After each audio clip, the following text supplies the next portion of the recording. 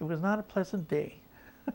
My parents and sister were not, they wanted me to marry an Italian girl.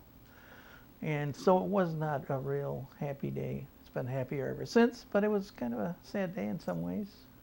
It was hard on Shirley. Relatives from Prohibition era and so forth from Chicago were there. They're, they don't have good history, so they were there, and that was unusual because they come with their guns and the whole thing. And I thought, oh my God, Yeah. my wife, what does she think? Let's talk about that a little bit. Can Sure. you talk about that a little bit? Your Well, prohibition friends, I think you called them. there's a little story behind that. When I was probably 5 or 6 again when this war first started, my dad was a maintenance man working at Green's Manufacturing in town here, and then we were just truck farmers.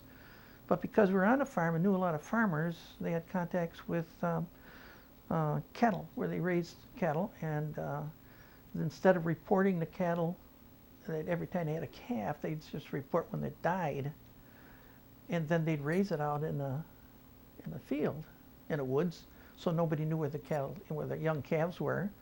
And then later on, my dad also worked as in a slaughterhouse, and they butchered them, and then it was, I guess, black marketed. And on one occasion in particular, I was out with him. I think it was 6 or 7 then, and we were delivering in Kenosha at this Cup and Saucer downtown. Never forget that. And all of a sudden, the guy gets a phone call. He's Elmer. He said, "Get going." He's speaking to my father. He says, "The feds are coming." No, I'm just a kid. I don't know who the feds are.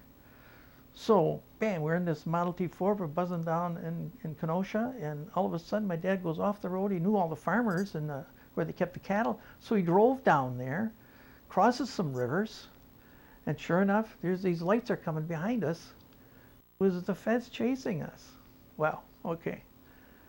The next day I'm in school, and they're saying, "What happened to you last night?" I'm thinking, oh my God. I wasn't hiding. I didn't hide. I didn't know what was wrong. And I said, wow. Man, there was people chasing us, and I thought I heard a shot, but maybe it was backfiring. I'm not sure. So I had to go back to school. I had to bring my parents back, and they were saying, "Your child has such an imagination." This is a story he tells us.